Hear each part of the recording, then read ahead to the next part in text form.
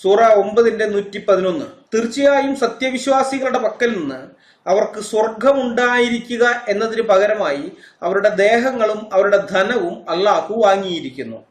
അവർ അള്ളാഹുവിന്റെ മാർഗത്തിൽ യുദ്ധം ചെയ്യുന്നു. അങ്ങനെ അവർ കൊല്ലുകയും കൊല്ലപ്പെടുകയും ചെയ്യുന്നു.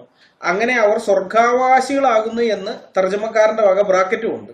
തൗറാത്തിലും ഇൻജീലിലും ഖുർആനിലും തന്റെ മേൽ ബാധ്യതയായി അള്ളാഹു പ്രഖ്യാപിച്ച സത്യവാഗ്ദാനം അത്രേ അത്. അള്ളാഹുവേക്കാൾ അധികം നിന്റെ കരാർ നിറവേറ്റുന്നവനായി ആരുണ്ട്? അതിനാൽ നിങ്ങൾ അള്ളാഹുവുമായി നടത്തിയിട്ടുള്ള ആ ഇടപാടിൽ സന്തോഷം കൊള്ളുവിൻ. അത് തന്നെയാണ് മഹത്തായ ഭാഗ്യം. അപ്പൊ അള്ളാഹുമായിട്ട് ഇടപാട് നടത്തിയിരിക്കുകയാണ് മുസ്ലിങ്ങൾ. എന്താണ്?